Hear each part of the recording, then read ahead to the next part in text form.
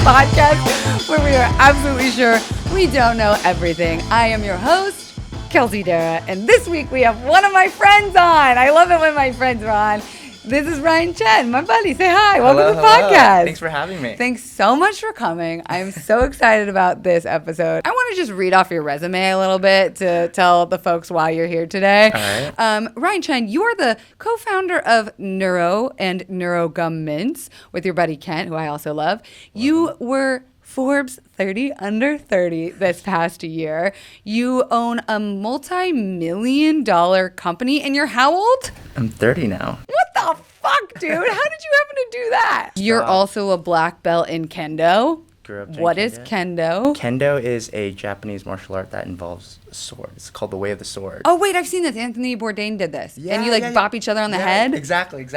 That's insane. There's 4 parts where you can hit. It's the arms, the throat, the head, and then the stomach. The throat? That's violent. That one's, yeah. So you actually have to be a black belt to be able to, try to throw those. So could you just, end my life right now if something went down?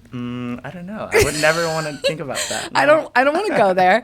You're also a mentor in the Spark program, and you also happen to have a spinal cord injury or an SCI from an accident 10 years ago? Yeah, 10 years when ago. you were 19. I was 19, yeah. Which paralyzed you from the waist down. From the waist down. T9 injury. So that was February 2009.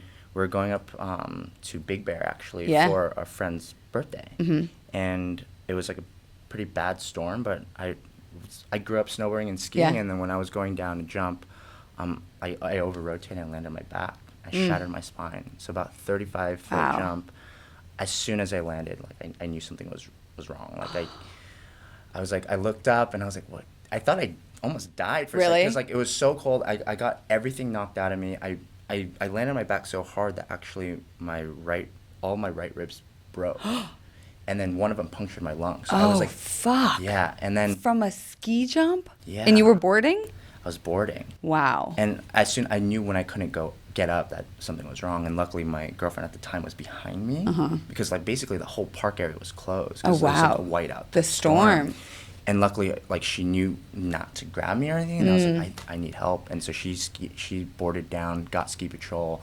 They came in with the whole shebang, the whole thing, snowmobiles. Everything. When you see those going down, you're always as a skier saying a prayer because they bust that shit out. Something was wrong, and they loaded me up on this backboard. They kind of knew what happened. They're like, they did? Mm-hmm. Now, are you aware of what's happening at this point? Or are you is your body going into a state of shock? It was shock, and then I wasn't even sure if I hit my head or not. So I was trying to be hyper aware of everything to try not to fall asleep or if I had a concussion. Right. And I was just hoping and thinking about what the possibilities were, but I also didn't want to jump to conclusions. Sure. So I tried to stay as calm as possible. Are you crying? Are you screaming? You're staying totally chill. I'm trying to stay as chill as possible. When you shattered your spine and broke 5 ribs and punctured your lung. But I didn't know that at the time. So do you think if you would have, your body would have felt it more? I would. Yeah. You're like, ignorance is bliss in this moment. Don't tell me what happened. Yeah. And then they get me down. They load me into the ambulance. They take me straight to Arrowhead Hospital. They run a couple tests, X-rays, MRIs, and they realize it's a spinal cord injury.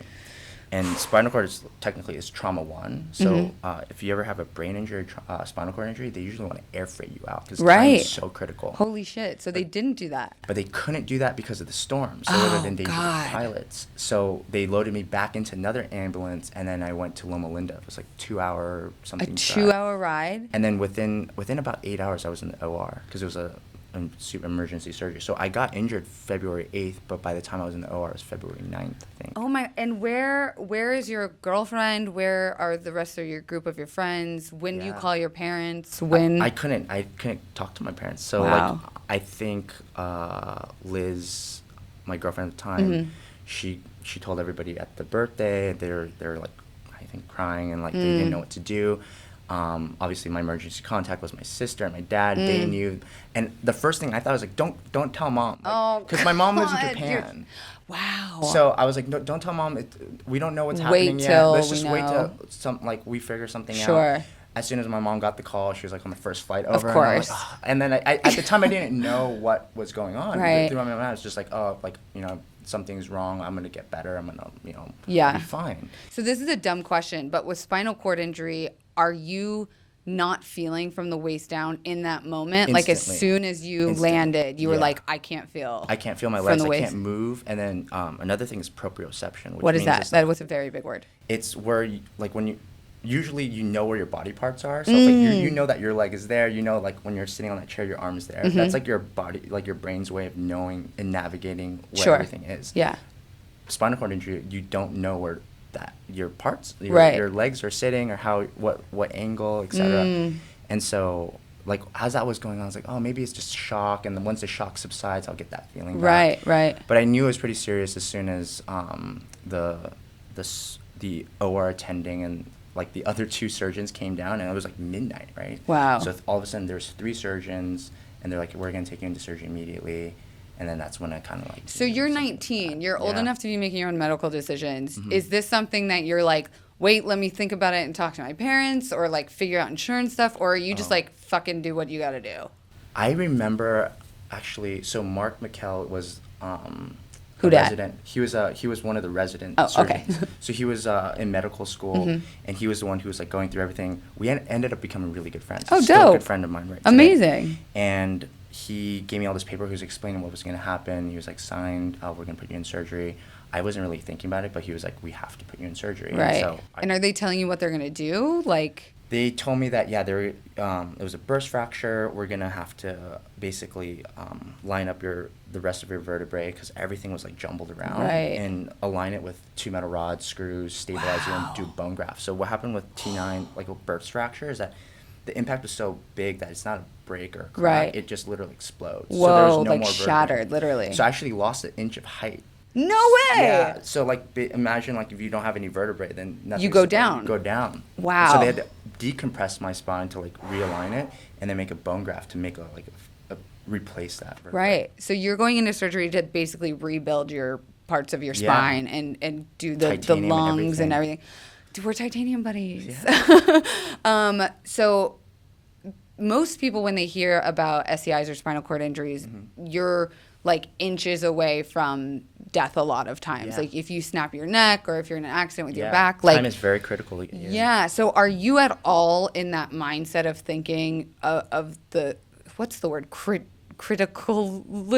the criticalness of the situation, or are you just still playing cool, level-headed Ryan that I know you to be? I think at that point I wanted to be hyper aware, so I didn't want to fall asleep. I was very tired, but I was like, I can't fall asleep. If I fall asleep, maybe something's gonna happen. Yeah. Right.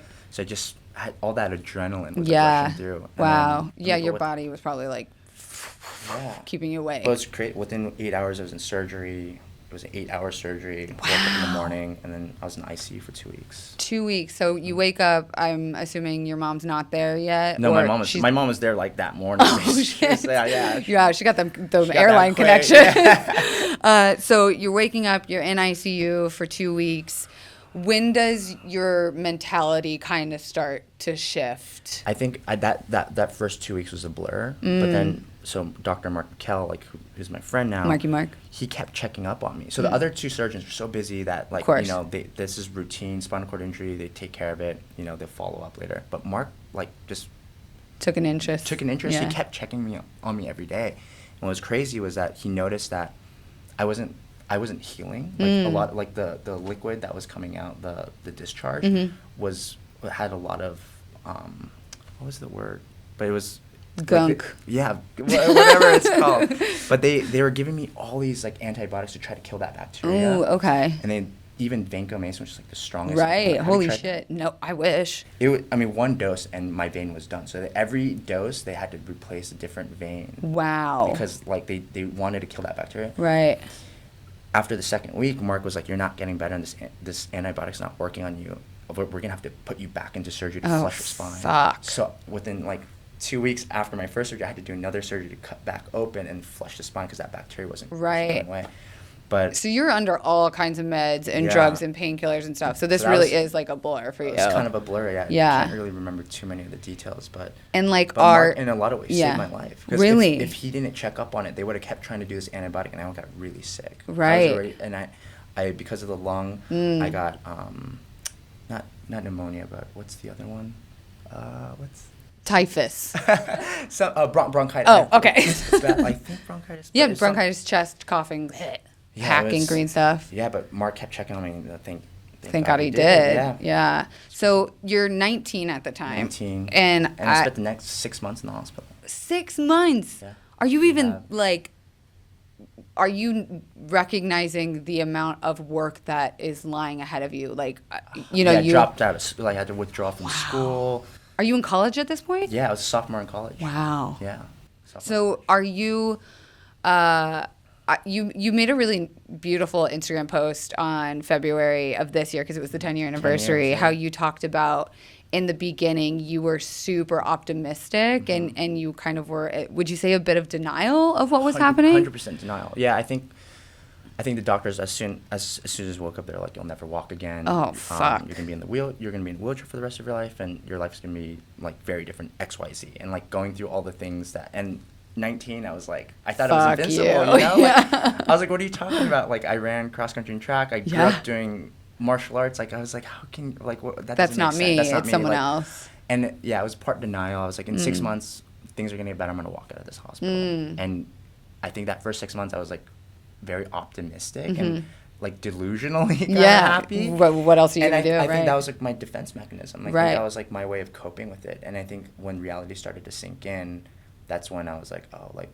now what do I do? And I re-enrolled into school that September. Wow, that's ambitious as fuck. So, I did part-time and then I did outpatient rehab for like a while. Right. So I did within like two years, it was like 15 surgeries. Holy. So like I was could never do full-time. Yeah, because you're dealing with the reality of the situation. Yeah. So I want to ask about like family and friends during this time, because I feel like when you're dealing with really like any kind of chronic injury or illness, like a lot of times you want to be the happy one because you're like, don't worry about me, guys. Like I'm gonna figure it out. And a lot of times like maybe people don't know what to say or like how to be there for you. Were you letting people be there for you? Were you allowing that like sort of vulnerability at that time? Because 19 also, as a dude, you're just not like fucking in touch with that emotion. Like, I mean, I'll start off by saying like I have the best friends in the You family. really do. I know them. Really They're great. The best friends. I dated one of them. You did. But I mean, I wouldn't be here honestly without that support system. I just couldn't have processed that alone. And, I think at the time, people came to visit because I was in the hospital for 6 months, and then you kind of really know who your friends are that like are really care and like spend their Saturdays or their weekends driving 4 hours. Oh wow, you didn't move back down to LA. I was in Loma Linda for 2 months right after the surgery, and then I did 4 months rehab at Casa Colina in like Pomona. Oh wow. And I lived there. Holy shit. So like when people are commuting from San Diego, that's like a 4 Right. So people are really committing to like coming to see you and bringing that energy, that healing energy. And that was kind of that healing. Like I look back on it in hindsight, but like that gave me the energy to like put a smile and like play card games and watch a movie together. But like they're sitting next to me on my bedside, and it's like it's a beautiful thing. It is. You talk about like you don't think you would be here without them, and maybe this is kind of deep, but like the thing I have is called the suicide disease because so many people killed themselves because there was no treatment, there was no hope to look forward to. And so I've definitely been in those deep ends where you're like, why me? Yeah. Why the fuck did this happen to me? How many ways could I have avoided this? Could I have gone to a different surgeon? Could I have, done something different with my life? Could I another place, another time? What would my life look like? And something in therapy I had to learn was like how to mourn my previous life, because I realistically, if I think about it in like a macro sense, I get really fucking overwhelmed. And I'm like, if this is my everyday life, like I back out. Yeah. So did you? Suicide is actually the #1 cause of death for spinal cord injury. If you survive way. I mean, it doesn't surprise me. And I was always a numbers-oriented person, so like I would always think about that. I was like, that's not going to happen to me. And then there's some days where I'm like, man, fuck, that might happen to me. And then And I was like, I get the statistic. Like, I can relate to it. You know, it's really hard. It's not just the physical, but the mental and emotional that come with it. Totally. And I don't think people talk about that emotional side enough, like the mental, what it does. Absolutely. Because, I mean, I hate to say it, but like you're one of the happiest motherfuckers I know. Like your attitude and your positivity is just annoyingly so positive. But do you feel like that came with what happened? No. You were this way? I was always this way. Yeah. I think one of my best friends in the world, Brandon, we grew up together. He knew me from like the day I came back from the hospital. Wow. So Brandon's 4 years older than me. His brother Kelsey's 4 years older than him. What a great name. Yeah, and then my sister's 4 years. So we're all 4 years apart, and so we grew up together. Right, yeah. Gang. And Brandon was my best friend growing up, and when he saw me, he came to visit. He was like, man, you're still the same person now, but you're just in the chair chilling.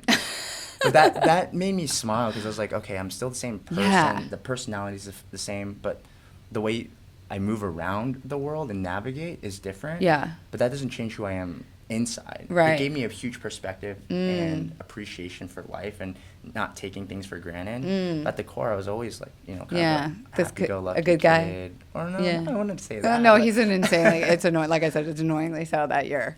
I think I was just like, I just always wanted to have fun, like laugh. Yeah.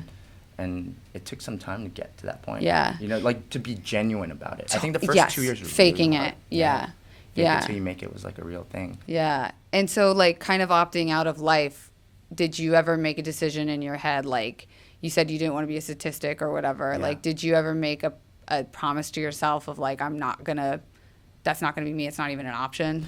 There was, I think the stubborn side of me was like, oh, okay, I'm gonna give it 1 year, and if I can walk after a year, then I'm fine.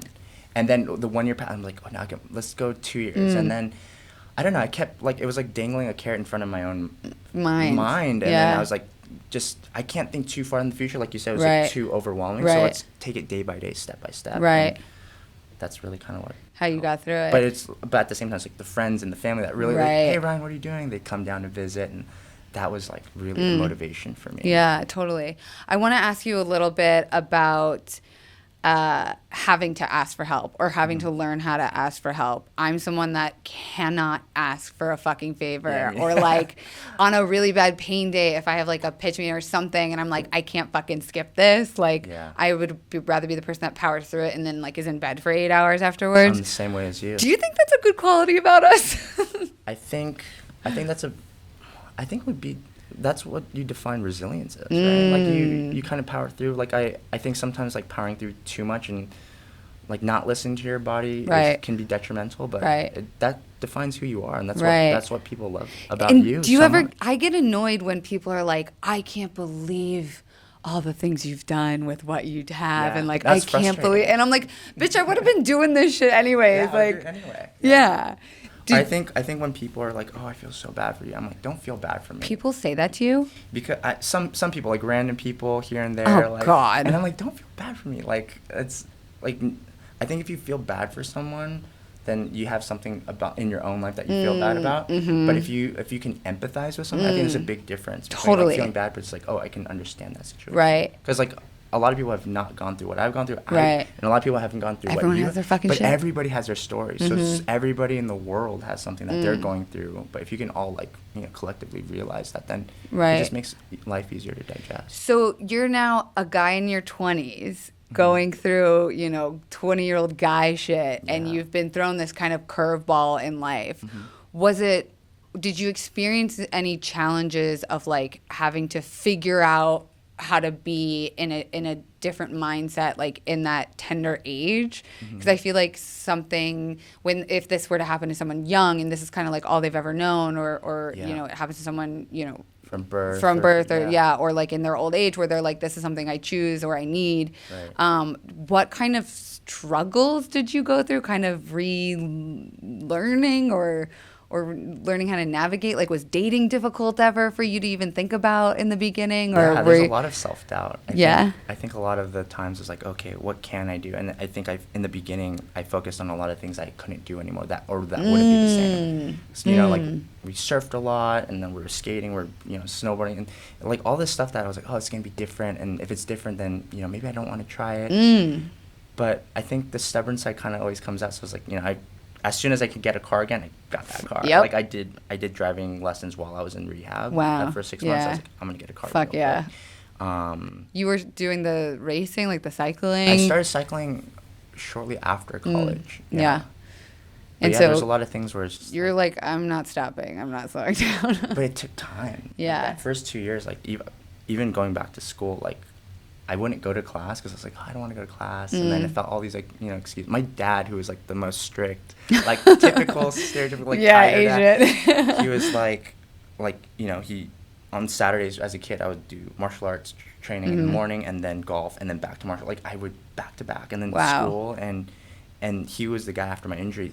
He assumed that I would drop out. Wow. Like, he didn't think that he was okay after my injury that I wouldn't go back to college. Because he's trying to be It was soft. Just total 180. Right.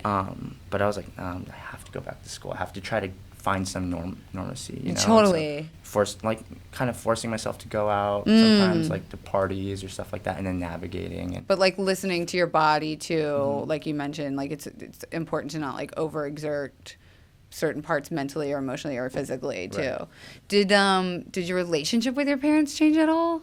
I think we got closer in a lot of ways. Yeah. My parents divorced when I was in 3rd grade, and after I got hurt, my mom moved back from Japan for like a year while I was like transitioning. Right. And yeah, it was like one of those things like, hey, we got to be we're all on the same. Did you guys all live in the same spot? Yeah, isn't that crazy? Whoa! Yeah. Were you like kind of hoping some like movie magic might happen like that, like your parents making coffee together in the morning? Like, no, they just brush fingers? They're very civil about it. Oh, cool. Yeah. It's pretty cool. And so, go ahead. My parents were like it's funny because growing up they were like, they wanted me to do well, but they. Like, I never could have imagined them being, like, kind of, like, cool parents or hippie, but a lot of that started to come through. And I remember when I was in the hospital, my dad comes. This is a funny story, but he was, like, just kind of roaming around, just, like, hanging out. I was like, Dad, you can go home. Like, he was, like, staying by the hospital, and he was, like, eating all these snacks. And then he, like, leaves, and my mom comes in. He's like, oh, do you know why your dad's, like, eating all your snacks? And I was like, no. He's like, because he's a stonehead. And I was like, what's a stonehead? And she's like, stonehead, like smokes weed. I was like, what? A pothead? I was like, a pothead? And then I find out all these things later that my mom and my dad used to grow weed in the backyard as a kid. Like, they were hippies. They would go to Eagles concerts, Stevie Wonder, and like, holy shit. Yeah. I feel like the older you get, like the most beautiful gift we get as kids is recognizing our parents as humans. Yeah. And not parents anymore. Yeah. You're like, oh shit. So yeah, like you fucked up. Have a drink with them or like talk about Yeah. Pretty wild. So I want to talk a little bit about treatment and what you chose to do because you've tried some really cool stuff. I mean, we've gotten to be like sort of pain pals of like exchanging tips on like, hey, have you tried this thing? Have you seen this thing? Yeah, it's pretty cool. But you talk a little bit about your experience with painkillers after getting out of the hospital. Right. Were you just kind of given like whatever you wanted because they're like, hey man, you shattered your spine, do what you got to do? It was, I think, from the moment I got injured, it was like I was on IV of anything, right?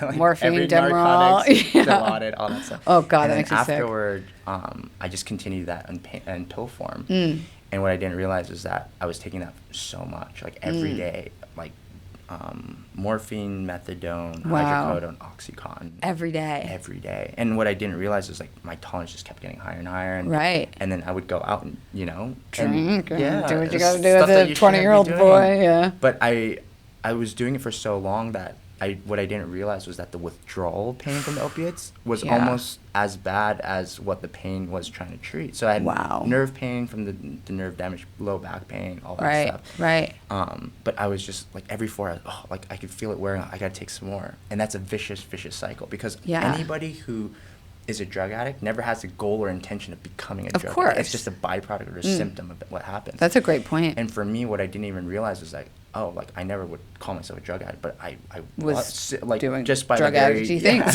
Just by the very nature of the medications I became one, and I didn't even realize that before. Like, oh wow, I can't live without this kind of thing. And you don't have like anyone. You're old enough to regulate your own painkillers. So and like I got whatever I want. That was a crazy thing. It was like no one doubted that I was in pain. Right. And so, it was like maybe like 2 years in, and then I realized I'm just gonna stop. You're gonna cold turkey? And I cold turkey. No fucking way. Yeah. You literally went through like the worst opioid withdrawal. Like the sweats and everything. Oh my God. And and that's when I realized, I was like, oh wow, the opiate withdrawal pain was really that bad. And were you? And I could, as long as I was active and I was doing stuff and I was like not just focused in my own mind and my own head and about the pain, and I was out like meeting new people or going out and like studying or going to class, like I didn't think about the pain that much. So even though it was there, like if you're looking for it, you'll find it. I truly believe that your brain can do so fucking powerful. Anything. Your brain is so your powerful. Brain can outthink pain. Like we've had people come on talking about how like you can bring someone with a broken back and take an x-ray and they're not feeling any pain, or you could have someone come in and complains about body pain all over and you run every test in the book and there's nothing there. And it really is, your mind is a powerful thing. I went to hypnotherapy for a while actually to learn how to outthink my pain. Wow. And the guy was a little bit of a creep. I mean, like I'm not gonna out him, but he would like text me maybe like inappropriate things that made me wonder what was he doing if I was like under kind of thing. Like, oh no, he was just a little bit like, I didn't trust him. Yeah. But I do believe in the practice and like learning that. So maybe if you find a different doctor. Exactly. And it's not cheap, that's for sure. It's not covered by insurance because everything's alternative and trial these days. Yeah. But I do believe that I might get a lot of flack for saying this, but like, okay, how do I word this delicately? I think some people like being in pain. I think some people like living in that space. It's safe. It, it doesn't feel good, but it's familiar. And I think that some people want. Hope is a very like fickle thing, and it's hard to grasp onto. So to constantly be getting your hopes let down after treatment, I think like no wonder people. Do you think that becomes an addiction in and of itself? Exactly. Like I kind of think that like at that point nothing's gonna work for those people, and I've found myself definitely in that mindset before. Yeah, but I don't know. I feel like I want to get better so bad. There's nothing I wouldn't do, but I also don't. I've seen you try like everything. Yeah, right? God, I've like stood upside down and fucking smoked weed. That was a weird experience. But like, I feel like I also don't give it too much power. Like, I don't know if it's not a healthy coping mechanism, but I try not to think about it too much. Like, if I have to remind myself every day, like, this is the thing, like I said, I would think I would just go crazy. Yeah. That would drive anybody insane. Right. And it's on my face. Like, how can I not think about it? Right? Like, it's just the first thing you think of when you wake up, the first thing when you talk and you eat and blah, blah, blah. Whatever. Sob story for Kelsey. But I try not to give it, like, a bad name or a good name in my head. I'm like, you're not my friend, but you're not my enemy. Like, it's just part of me. You know, there are lots of things I don't like about myself. But do you think that all the pain that you've gone through has given you this perspective on life where the highs are higher, the lows can be lower? Oh my God, yes. I couldn't put it a better way. Yeah. Because you can't, like, I remember one, like, my favorite philosopher is Alan Watts, and he's like, you don't know what light is until you're in darkness, right? Or you don't know what, like, soft is until you feel something hard, and it's like skin is only soft in relation to, like, wood, for example. Whoa. And I think for me, it was like, yeah, I was always this happy kid, and things were great.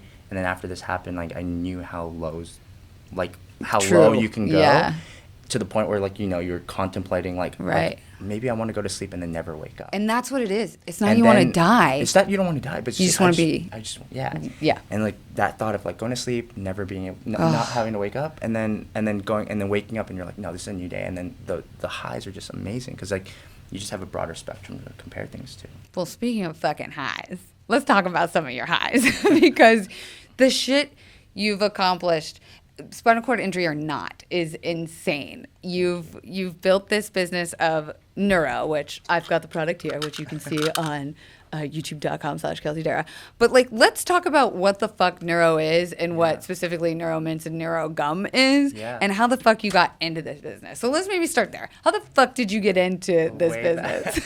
I mean, well, I think it starts out, like, the business is really Kent and I, like, wanting to do more. And when I met Kent, when I was a freshman, he was a sophomore, like, I was automatically drawn to the fact that he was training with the Olympic judo team. He was flying to Thailand multiple times a year to fight Muay Thai. This guy's insane. and he became a professional MMA fighter, like, while in college, and he was doing all this stuff. I did not know that. And I was so drawn to that. And so, we lived together. We bonded over things like Super Smash. It was just like little things like that. And after I got injured, I mean, he was there for me all the time. He was one of the friends that would drive 4 hours or however long to just spend, a couple hours with me and grab food and then come back.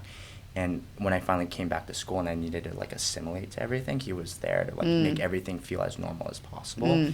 And first and foremost, we were just like really good friends. And after we graduated, one of the things that we wanted to do was like keep going. And so I started wheelchair racing. I started doing marathons, hand cycling. And then I was like so tired because I was trying to balance the stuff. And Kent was giving me these like, energy pills that he would make, and like. Wait, he would make them? He would make them in his dorm room. And Are you like not even questioning this coming off an opioid addiction? So yeah, I think I gave him a lot of trust. But he studied neuroscience. I did chem, and I was like, wait, what are you mixing together? And like he was just like he's a Scarface fucking fan. like neuroscientist. He studied neuroscience. That was his major. What the fuck? Kent never ceases to amaze me, man. I learn something new about that motherfucker every day. He's a cool guy. Yeah. Yeah. So you're the test I'm dummy. like, he was his own guinea pig, and then I was down to be another one, and it worked. And so essentially, like those pills were like version 0 of NEUROGUM, right? And it worked for a long time. We were taking it for years, and it wasn't until we were getting our scuba certification that we were really tired, and we wanted to I was like, oh, do you have any of the energy pills? He was like, no. Do you? And I was like, no.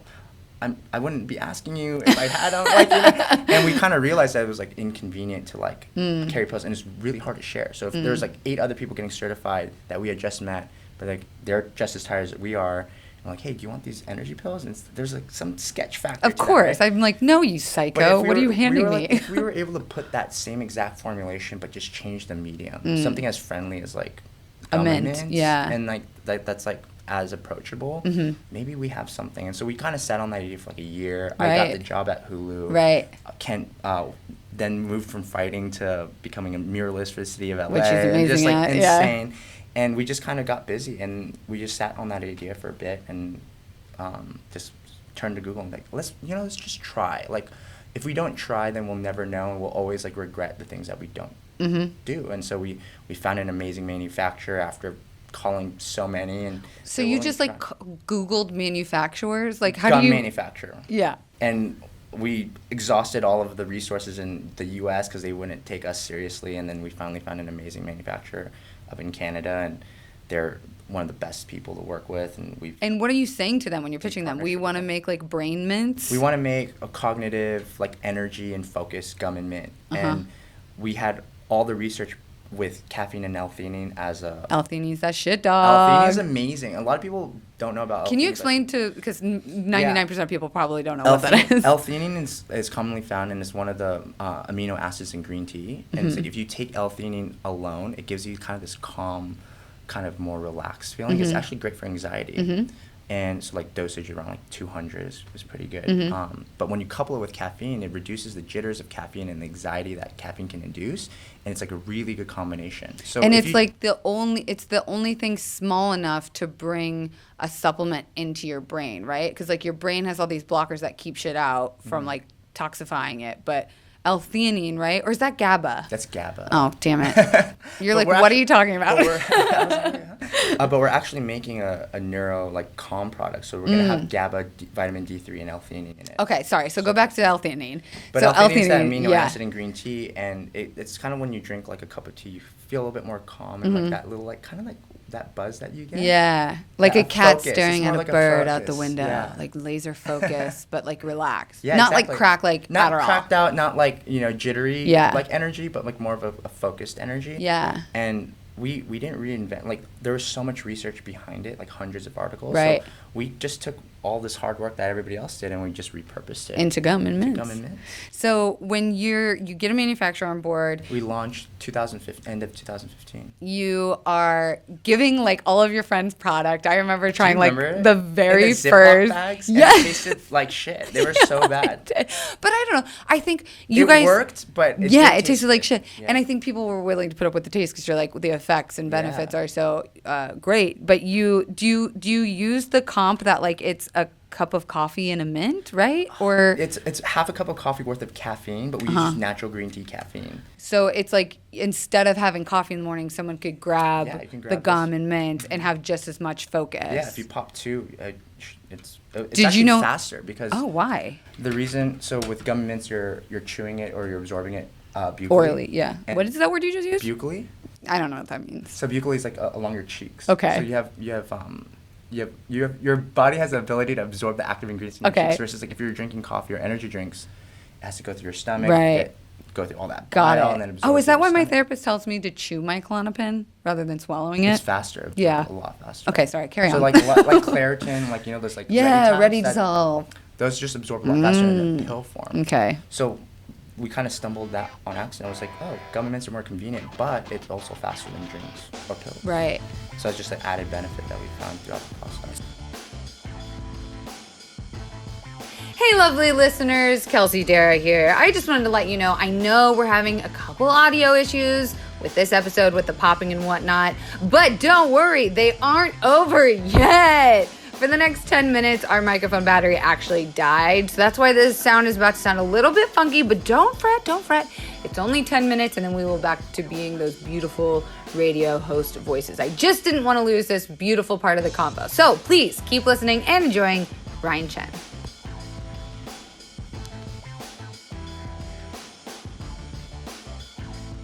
So at what point you're working at Hulu, do you go like, dog, this is taking off.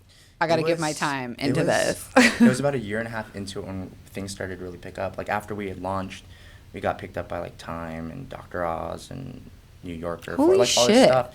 Because it was like no one had really made functional gum and mints before. So it How was are kind you, of a like- unique story. Right. Are you marketing it as like the first of its kind? Like, how are you getting so much We were literally press? just scraping like HARL, like help a reporter out, and like we're just like it's like a platform where like you could just find reporters and stuff. Oh, cool. So we're just email blasting all these people and see who would pick it up. And BuzzFeed was actually big. Thank God. I was like, if I can't bring this through for my friends. Yeah, that was amazing. But you were like sending them out like crack. Yeah, and then seeing who would pick it up, and we got a lot of earned Because media. it works. It works. I know that you got some like celebrity fans of this product too, because everyone we handed out to loves it. It's Do you been consider awesome. me a celebrity endorser of your product? You are 100% a celebrity endorser. Thank you so much. So, okay, let's talk about this giant life change of moving careers. Like, you obviously have so much fire behind this product. Like, let's talk about millions, dog. How do I get in the millions club? How do I get I feel on? like you already are, right? Bitch, if people think I'm making millions off of this podcast, you guys are smoking crack. How are you, like, Forbes 30 under 30, how did you cross over from, like, okay, I have a successful business to, like, I'm winning awards, I'm just hosing boats, money. No, it's not like that. It's a constant struggle. Yachts, just mad yachts. Yeah. Like, when are you... like, how are you defining success in this crazy, that's crazy startup world? It's funny because like it was not even that long ago when we first got our shipment down from our manufacturer. We didn't have a warehouse, so when the truck pulled up, they pulled up in Kent's condo in downtown LA, and there was no like pull up door, freight door, anything like that. So we had to do like pallet by pallet inside, box by box, and we would stack it at Kent's place. And that was like our inventory for like the first year. And we would go to the post office every single day. And they're like, hey guys. And we knew the post office people really well. Right. Because we would like, be passing out NEUROGUM. Sometimes it'd be like, oh, we got a couple orders. And then like it would be like hundreds of orders. And then like we would make like multiple trips a day to the post office. So are you like at the stage now where this is being carried places? Yeah. So we're just this year. So we've been almost all e-commerce for... Like which means what for people that don't know business? Like online. So okay. like buying on our website, Amazon. Yeah. Which is like Etsy. Yeah. Great. And then, this year was the first time we entered retail, so we got into 5,000 CVS stores. Bitch, my boy got CVS money? Excuse you, that's a big fucking deal. It was pretty wild. Or at this point, are you just like not even like recognize that as high highs? I think we recognize it and we celebrate it and we try to embrace it as much as we can, but there's so much work that comes along with it. So we're just like, we gotta make sure that we could ship 5,000 stores. It's really hard to ship 5,000 stores. And we started off with 3 stores in December. And then they were supposed to go up to like 15 CVSs in January, and then like they were like, oh, actually we're gonna put you in 3,000. Can you ship in 2.5 weeks? And I said yes, and we couldn't do that. You fucking maniac! What happened? We actually pulled it off. We made it work. We have a deep exclusive partnership with our manufacturers, and one of them was actually an investor, so they so it's for them too. It's successful. It's a win-win for both sides. Yeah. And so did you ever hit any snags, like any roadblocks in all this the time, business? all the time. There's multiple times where Kent and I were like, maybe this is a good run. Maybe we should do our thing. Like Kent obviously had a lot of amazing like momentum in the art world. He was getting painted the largest mural in Shanghai. Oh my god! Like he was official muralist for the city of LA. Like Eric Garcetti gave him an award. It's like he had so many opportunities, and like I was like maybe I can go back to like a corporate thing, but at the same time we were just like, no, this is our baby. Like we're gonna do whatever it takes to make it work. And I mean, we didn't pay ourselves any salary. We were just taking what we could and reinvesting everything in the business. We didn't take salary for the first three years. That's insane, because I hear like with startups that once you get like funding, you're paying yourself. You're funding what we didn't. We just kept reinvesting. Wow. Because how are you survive? Is this just like you had savings on your own, or like my 401k at Hulu? I took that penalty, cashed everything. Oh my god, that's a huge fucking risk, and 99% of startups don't succeed at all. I was like, okay, like, well, yeah, we're just moving around, but it's rare to have a co-founder that can also take that sacrifice. Because he was also making money on like doing art. I was working at Hulu at the time, so we both had, like big commitments, and Hulu at the same time was kind of a startup still. Back in like 2013. It wasn't popping off the way it was. Yeah, people were like, oh, Hulu with ads, but now it's like Hulu's fucking kicking ass. But fucking love my Hulu. You can watch my new show, Dating No Filter, coming out August 6th, second season on Hulu. Yes! I'll definitely check it out. Shameless fucking plug. I want to definitely check it out. Wow. So, okay, let's talk a little bit about Forbes 30 Under 30, dog. Mm-hmm. Do you apply for that? Does someone have to nominate you? Are you like done now that you've succeeded before 30? No. Are you like, I peaked? No, I think this is just hopefully the beginning, but we had a couple people who like wanted to nominate us, and then I filled out the application process. And just another tick on your tier of successes in the last couple of years. What does new opportunities come with that? Anyone who doesn't know, Forbes is like a big magazine website thing, and it's a really big deal, and they pick 30 people under the age of 30 in a certain vertical. So what was yours, wellness? Or for food and beverage, actually. What? Because it's big. Somehow I mean, it makes sense, though. Yeah. That's interesting. And it's like a big fucking deal. Have big opportunities come from that, or is it more just like an accolade? There's a lot of opportunities that come from that, and a lot of really cool trips. So actually me, Kent, Matt, and Mike, we went to Israel for the Forbes 30 Under 30 trip out there. It was like a women's summit. And it was like... What were you doing there? No, they wanted to invite more people, but they wanted to celebrate like women entrepreneurs, women leaders, and it was awesome. We got to tour Israel like for 10 days. Like, fuck, that's cool. One of the craziest thing was, you know the Tower of David? Yeah, like in with Jerusalem? the small dick. With what? Because it's the Tower of David? Not the Statue of David. Ignore my ignorant comments. Carry on. The Tower of David was like 2,500 euros. Was like a castle, and they like rented out and they had a concert inside. Oh my god! It was like I was like, how do you even pull? Yeah, it was amazing. But so I hate to ask this question, but like looking back at your mindset 7 years prior to like being in a concert hall in the Statue of David or whatever, like did you ever think you were gonna get out of that headspace? I would have never been able. I always felt like I wanted to start a company. I just didn't know what. But if you asked me 10 years ago what company, I would probably not have said government. Like out of 1,000 different answers. Right. And to see like kind of that, like how low I was at one point to being able to kind of like start a company with one of my best friends is like that to me that's success. And going back to your question, I feel like in a lot of ways we've kind of made it in that sense that we've gotten to build something together. Right. And it's been fun. Just trying to enjoy the journey. Job. I love my job. So being a CEO or I'm the CFO. We're both co-founders. I'm like, whatever. You're the boss.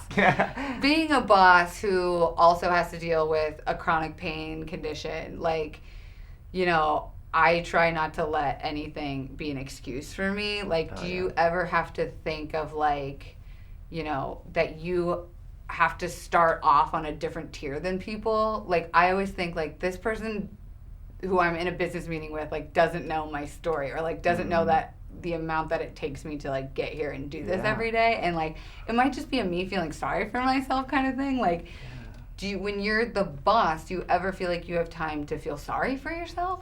I think in the beginning when we were first starting out and we were going into these meetings, like I would think like the first thing I would think about is like, oh, what would they think about me? Like, oh, like this kid in a wheelchair, like oh, like what happened, and all these questions. But now I don't really think about that. Like I would hope that our business and like the way the product speaks for itself, and if they have time to know about our backstory, then but great. But I think I try not to think it was about like an any early limitation. thing. It was an early thing, and I think that's part of the process. That's like anyone goes through, right? Like everyone's like, irregardless of injury, I think it's just like you're going into a meeting for the first time. You're gonna be nervous. And you're gonna be thinking a million things that they're never gonna be thinking of. Yeah. Do people ever feel like they have the do people ever just come up to you and say like, what happened? Or like sometimes. Do you have any weird experiences with that, being in a wheelchair?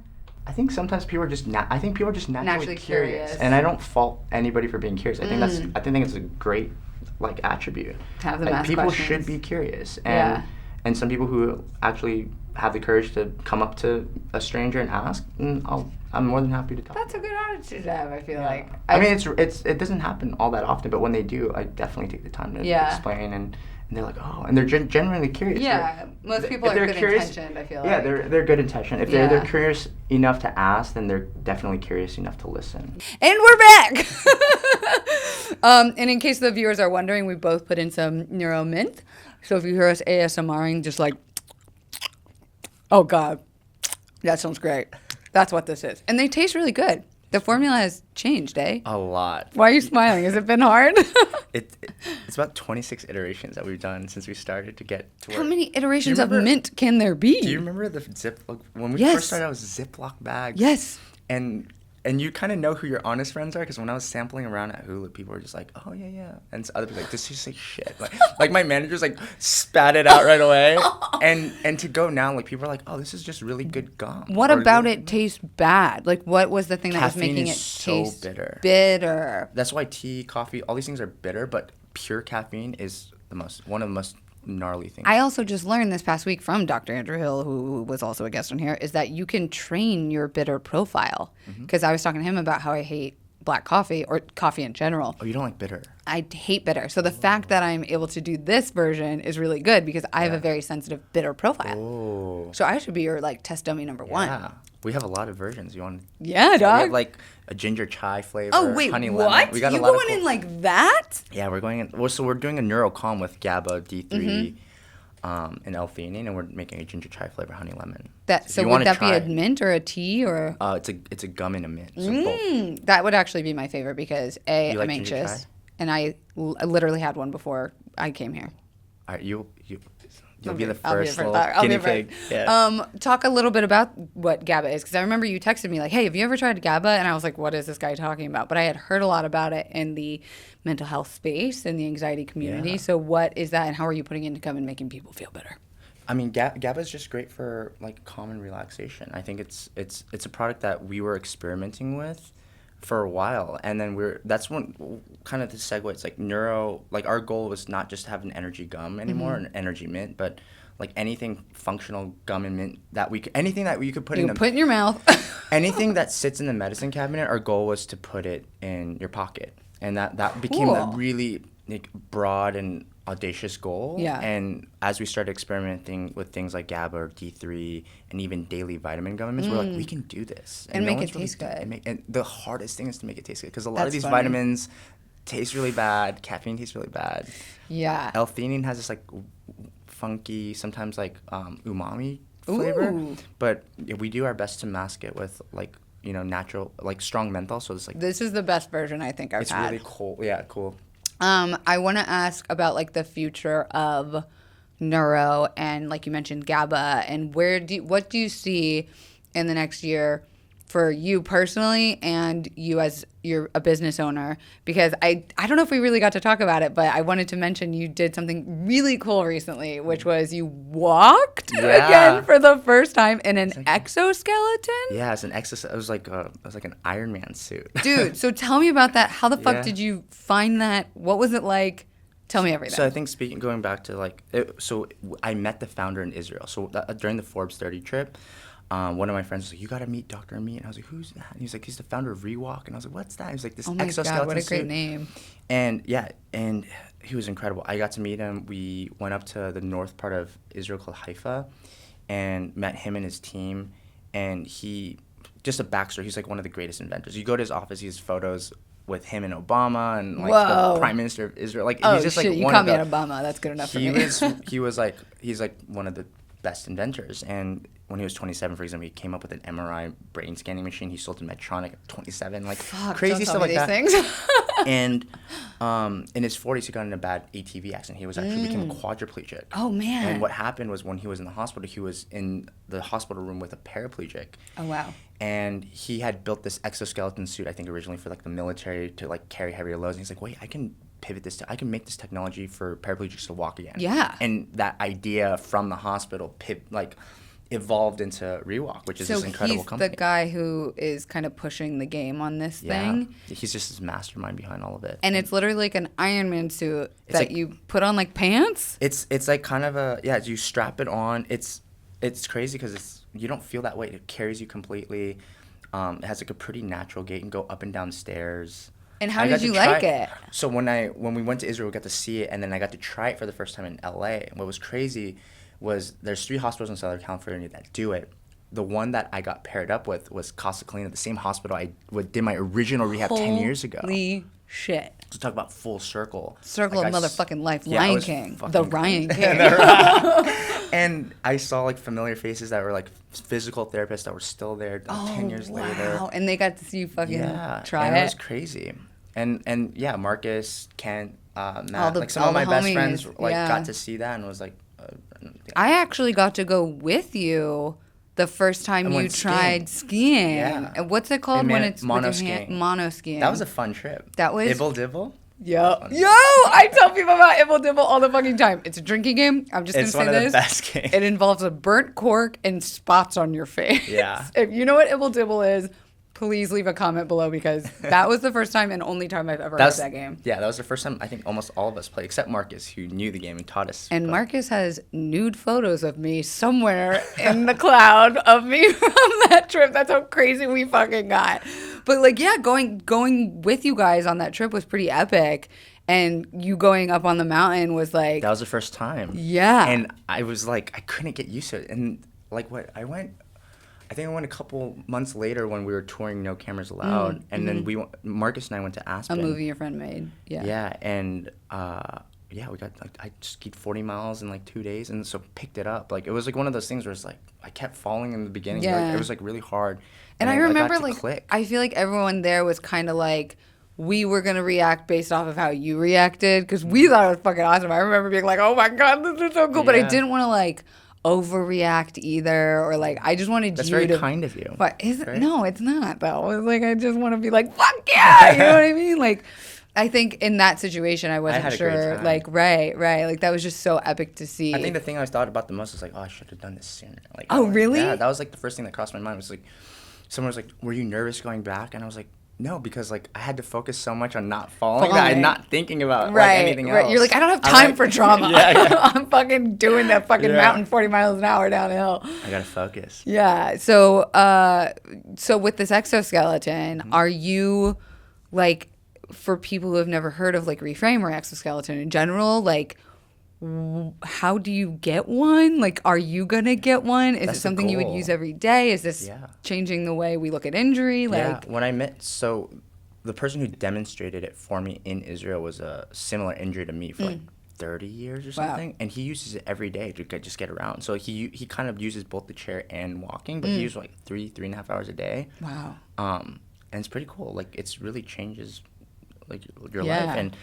And what's cool is Rewalk just announced a exoskeleton for stroke patients. It's 6 pounds. It's a soft exoskeleton. What? Because usually when like you have a soft shell crab. Yeah. I don't know what kind of reference that was. But usually, like when you have a stroke, it's like you face some type of paralysis on one side or the other, and this exoskeleton basically helps you attain a more normal gait and eventually helps you recover faster. So, like, dumb question. Why aren't these fucking everywhere? Why aren't we giving one to everyone in a chair? Like, I feel like we should. Give me answers. I think in Israel it's very common. And then in the U.S., if you're a veteran, it's, like, covered. And Rewalk just got approval from a couple insurance companies to now approve it 100%. Oh, wow. So my goal is to, like, go through that process. And insurance stuff. But, dude, it's I gonna can't be, even talk it's about gonna it. be an uphill battle. But I purposely didn't include any insurance questions because I was like, I don't want to get hyped up here. Yeah. Like, I would rather go today without sweating and angry. But I'm glad you mentioned it, not me. But it's exciting. I think right now, the cool analogy that we're talking about is, like, I think right now we're in the Palm Pilot phases of exoskeleton.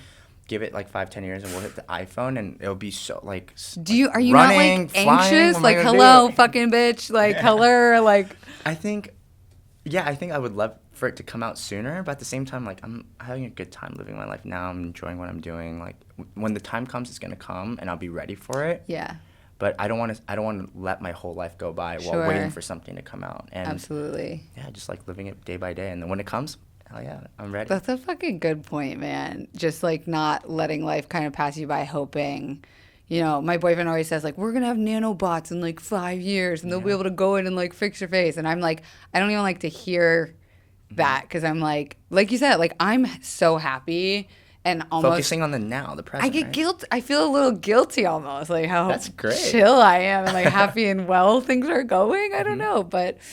I just love you, and thank you so much for coming, dude. So I'm so grateful. It's been so fun. Thank you. You told your story. I think it's super fantastic, and it's gonna resonate with a lot of people. And I want people to try NeuroGum. So can we do some sort of, like, giveaway with this episode, or like anybody, like, we'll do like a code giveaway? Yeah, code. What can be our code? Can be funny, what do you like want it shit to be? tits. Whatever you want it to be, we'll make it. Shit tits is the code if you want to try Neuro. Is it full SHITTITS? Yes. Okay, you spell it out and T. then we'll put that coupon code through and whatever you guys want. Whatever discount code. Also, where can people follow you? NeuroGum. Yes, please plug NeuroGum. a lug. Yeah, NeuroGum on social media. Check us out, like, on our website or Amazon. I CBS. feel great. How do you guys feel? We just also gave it to our crew in the room, right? You don't feel jittery. You don't feel like caffeine. And you'll still be able to sleep, like, yeah. Well, yeah, okay. Now we're going over. But, like, how am I going to be able to sleep if I just had a little bit of caffeine? Well, how do you normally deal with caffeine? For me, like, I'm pretty caffeine sensitive, so I try not to. If I'm trying to go out at night, then I'll pop it at night. But if it's a work day and I want to go to bed by, like, 1 a.m., I'll just stop taking any caffeine by, like, 4 p.m. So we're right on fucking schedule, baby. You're good. It's Friday night. What are you doing? Probably going to do a face mask and masturbate and go to sleep early. My boyfriend's out of town. What are you doing this weekend? I think I'm just chilling. Sweet. A relaxing weekend. Awesome. Well, thanks so much, Ryan. Thanks for having me. You guys can rate this 5 stars. If it's any less, please don't, because I'm sensitive. Leave a comment below. Definitely enter our giveaway. We're going to do some sort of a giveaway with this episode. And enter our code SHITTITS. And we'll see you guys next time. Thanks. Bye. Bye. Cool. We can cut. That was so great. That was so...